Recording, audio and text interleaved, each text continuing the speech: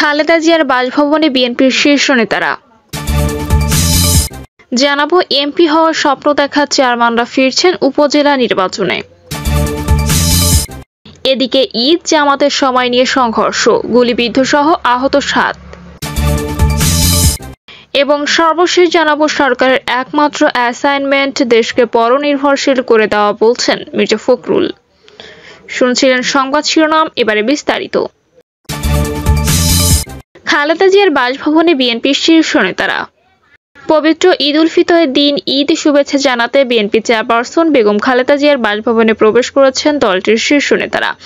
রাত 8টার সময় দলটির মহাসচিব মির্জা ফখরুল ইসলাম আলমগীর, স্থায়ী কমিটির সদস্য ব্যারিস্টার জমির উদ্দিন সরকার, মির্জা আব্বাস, গয়েশ্বরচন্দ্র রয়, ডক্টর আব্দুল মঈন খান, নজরুল ইসলাম খান এবং বেগম সেলিমা রহমান গুলশানে খালেদা জিয়ার ফিরোজা বাসভবনে প্রবেশ করেন। বিএনপির মিডিয়া সেলের সদস্য সাইরুল কবির খান বিষয়টি নিশ্চিত করেছেন। এছাড়া আজ রাতে এলডিপি প্রেসিডেন্ট কর্নেল ওলি আহমদ, বিএনপির vice chairman Abdullah Al Noman, major Hafiz Uddin Ahmed সহ আরও কয়েকজন সিনিয়র নেতা খালেদা জিয়ার বাসভবনে যাওয়ার কথা রয়েছে। এমপি হওয়ার স্বপ্ন দেখা চেয়ারম্যানরা ফিরছেন উপজেলা নির্বাচনে। সংসদ সদস্য হওয়ার আশায় ছেড়েছিলেন উপজেলা চেয়ারম্যানের পদ, তবে ভাগ্যের শিকে ছেড়েনি। দাদা জাতীয় সংসদ নির্বাচনে পরাজিত হয়েছেন, এখন আবার ফিরতে চাইছেন উপজেলায়। ফলে সংসদ নির্বাচনের মাত্র 4 মাসের মাথায় হতে যাওয়া উপজেলা পরিষদ নির্বাচনে লড়বেন পদত্যাগ করা সেই উপজেলা পরিষদের চেয়ারম্যানদের কয়েকজন। আইন অনুযায়ী সংসদ নির্বাচনে অংশ নিতে হলে স্থানীয় সরকার প্রতিষ্ঠানের পদ থেকে পদত্যাগ করতে হয়। গত 7 জানুয়ারি অনুষ্ঠিত দাদা জাতীয় সংসদ নির্বাচনে অংশ নিতে বিভিন্ন উপজেলায় পরিষদের চেয়ারম্যানরা পদত্যাগ করেন। স্থানীয় সরকার বিভাগের হিসাব অনুযায়ী 50 জন চেয়ারম্যান পদত্যাগ করেছিলেন। ক্ষমতাসীন দল আওয়ামী লীগ সংসদ নির্বাচনে বিকল্প প্রার্থী রাখার কথা বলা এবং বিএনপি বিহীন নির্বাচনে সহজে জয়ের আশায় উপজেলা পরিষদে চেয়ারম্যানরা পদত্যাগ করেন, তবে পদত্যাগকারী চেয়ারম্যানদের অধিকাংশের সংসদ সদস্য নির্বাচিত হতে পারেননি। 50 জনের মধ্যে 1/3 কম নির্বাচিত হয়েছেন। জাতীয় সংসদ নির্বাচনে 4 মাসের মাথায় উপজেলা পরিষদ নির্বাচন শুরু হতে যাচ্ছে। দেশের 481টি উপজেলা পরিষদে এবার নির্বাচন হবে 4 ধাপে। প্রথম ধাপের ভোট গ্রহণ হবে আগামী 8ই মে। ইতিমধ্যে প্রথম ধাপে 152টি এবং দ্বিতীয় ধাপে দেশের 161টি উপজেলা পরিষদ নির্বাচনের তফসিল ঘোষণা করেছে নির্বাচন কমিশন। 21শে মে দ্বিতীয় ধাপের ভোট গ্রহণ হবে। প্রতিনিধিদের পাঠানো তথ্য অনুযায়ী জাতীয় সংসদ নির্বাচনে হেরে যাওয়া চেয়ারম্যানদের অন্তত 7 জন আবার উপজেলা পরিষদ নির্বাচনে অংশ নিচ্ছেন। বেশ কয়েকজন নির্বাচনে অংশ নেবেন না বলে জানিয়েছেন, আর বাকি পদত্যাগ করে চেয়ারম্যানরা এখনো নির্বাচন করার বিষয়ে সিদ্ধান্ত জানাননি।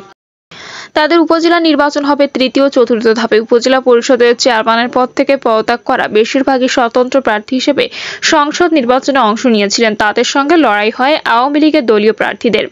জাতীয় নির্বাচনের রেশ উপজেলা পরিষদ নির্বাচনেও রয়ে গেছে। সংসদ সদস্য ও উপজেলা পরিষদ নির্বাচনে প্রার্থী করছেন স্বজন, পরিবারের সদস্য ও নিজের অনুগতদের। ফলে পদত্যাগকারী উপজেলা পরিষদের চেয়ারম্যান যারা আবার নির্বাচনে অংশ নেবেন তাদের লড়াই হবে সংসদ সদস্যের অনুসারীদের সঙ্গেই।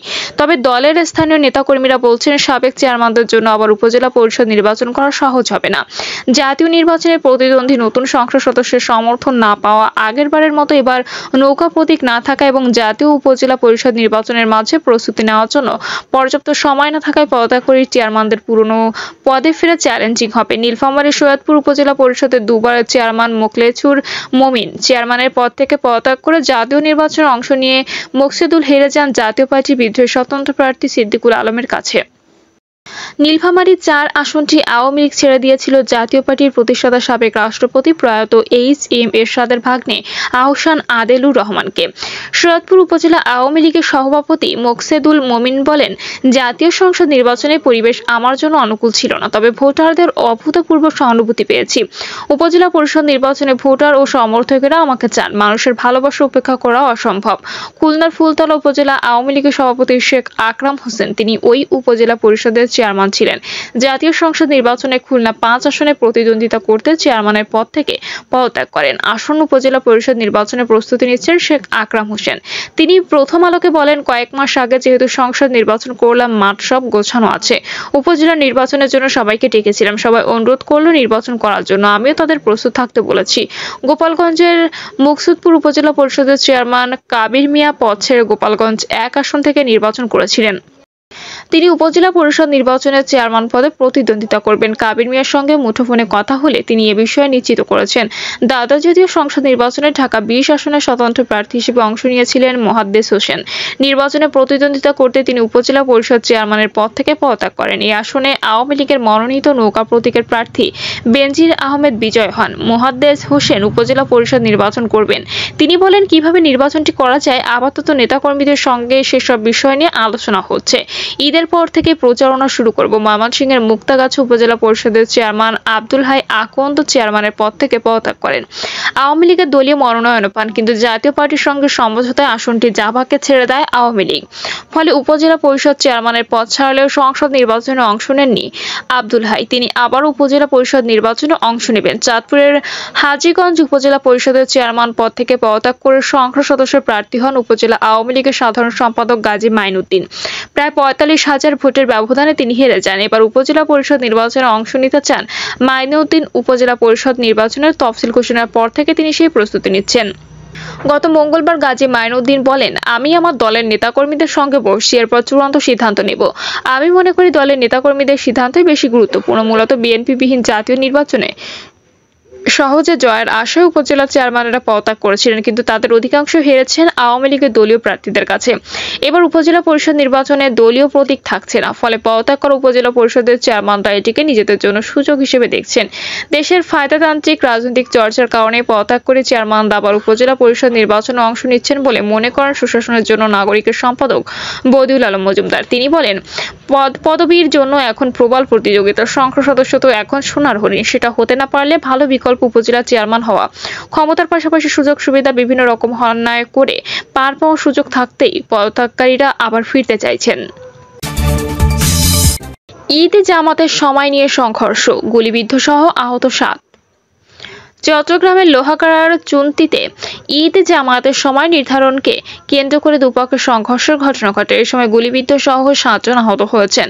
রাত 9:30টার দিকে উপজেলার চুন্তি ইউনিয়নের সাতগড় মৌলভীবাজার এলাকায় এ ঘটনা ঘটে। স্থানীয় বাসিন্দা ডক্টর আব্দুল জাহাঙ্গীর পাভেল জানান, সাতগড় শাহ আতাউল্লাহ হুসাইনি কেন্দ্রীয় শাহী জামে মসজিদের কমিটি নিয়ে দীর্ঘদিন যাবৎ বিরোধ চলছে। বিরোধের জের ধরে ঈদ নামাজের সময় নির্ধারণের বিষয় নিয়ে উভয় পক্ষের মধ্যে সংঘর্ষ হয়।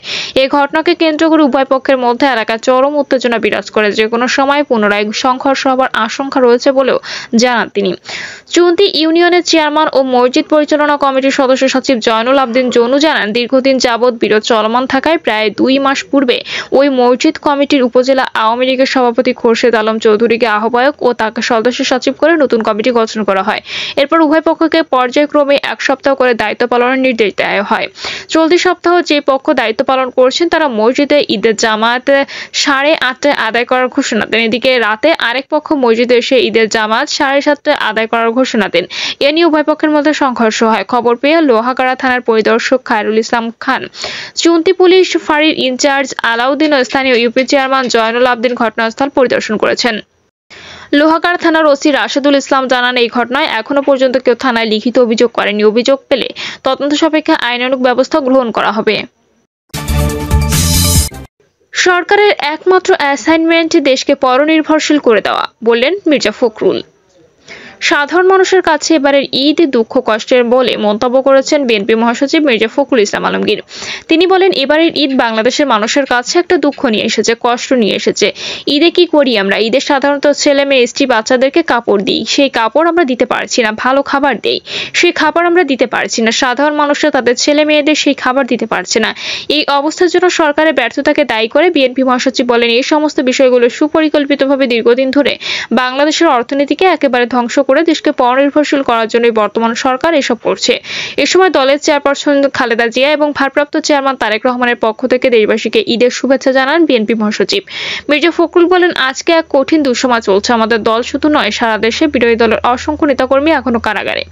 আমাদের নেতারা এখনো কারাগারে। আপনারা জানেন, এই সরকার ক্ষমতায় আসার পর থেকে আমাদের অসংখ্য নেতাকর্মীকে গুম করেছে, হত্যা করেছে, নিপীড়ন নির্যাতন করেছে, কারাগারে নিক্ষেপ করেছে। তারপরেও এদেশের মানুষ তারা গণতন্ত্রের জন্য, নিজেদের অধিকার প্রতিষ্ঠার জন্য সংগ্রাম করে চলেছে, লড়াই করে চলেছে। বিগত যে নির্বাচন হলো, যেটা কোনো নির্বাচনই ছিল না, আসলে এটা ছিল সম্পূর্ণভাবে ডামি নির্বাচন। আমরা বিশ্বাস করি জনগণের আন্দোলন কখনো ব্যর্থ হতে পারে না। জনগণ অবশ্যই সংগ্রামের মধ্য দিয়ে, আন্দোলনের মধ্য দিয়ে ভয়াবহ এই ফ্যাসিস্ট দখলদার সরকার যারা জোর করে বাংলাদেশের অর্থনীতি, রাজনীতি সবকিছুকে ধ্বংস করে দিচ্ছে, অবশ্যম্ভাবীভাবে আর পরিণতি তারা নিয়ে আসবে। পরিণামে তাদেরকে জনগণের কাছে পরাজিত হতে হবে। তিনি বলেন, আজকে এই সরকার সুপরিকল্পিতভাবে দেশের অর্থনীতিকে ধ্বংস করেছে। এখানে বিশদ বলার কিছু নেই, শুধু এটুকু বলতে চাই, এইভাবে দেশের অর্থনীতিকে ধ্বংস করে রাজনৈতিক একেবারে দেউলিয়াত্বপনার কারণে আওয়ামী লীগ আজকে তারা একটা দেউলিয়া রাজনৈতিক দলে পরিণত হয়েছে। আজকে আওয়ামী লীগ এখন আর আওয়ামী লীগ নেই। আওয়ামী লীগ এখন সম্পূর্ণভাবে রাষ্ট্রযন্ত্রের উপর নির্ভরশীল একটি যন্ত্রে পরিণত হয়েছে। এই অবস্থা থেকে উত্তরণে আশাবাদ ব্যক্ত করে মির্জা ফখরুল বলেন, আমরা বিশ্বাস করি এই অবস্থায় পরিবর্তন আসবে। আমরা আন্দোলন করছি, সংগ্রাম করছি, এদেশের জনগণের অধিকার প্রতিষ্ঠা, ভোটের অধিকার প্রতিষ্ঠা করব, গণতন্ত্র প্রতিষ্ঠা করব। বান্দরবানের বিচ্ছিন্নতাবাদীদের ব্যাংক ও থানায় হামলার ঘটনা সম্পর্কিত এক প্রশ্নের জবাবে বিএনপি মহাসচিব বলেন, এই সরকার ক্ষমতায় এসেছেন একটা মাত্র অ্যাসাইনমেন্ট নিয়ে। সেই অ্যাসাইনমেন্ট হচ্ছে বাংলাদেশকে পরনির্ভরশীল করে দেওয়া। প্রথমে তারা পিলখানায় বিডিআর এর ঘটনা, সেখান থেকে শুরু হয়েছে। বিডিআর এর সৈনিকরা এখনো পর্যন্ত জেল থেকে বেরোতে পারেনি। প্রায় 700 বিডিআর এর সৈনিক 16 বছর ধরে বিচারের অপেক্ষায় কারাগারে ধীরে ধীরে মৃত্যুর দিকে এগিয়ে যাচ্ছে। প্রিয় দর্শক, এই ছিল এখনকার সর্বশেষ সংবাদ। আপডেট সব সংবাদ পেতে চ্যানেলটি সাবস্ক্রাইব করে বেল আইকনটি ক্লিক করে রাখুন।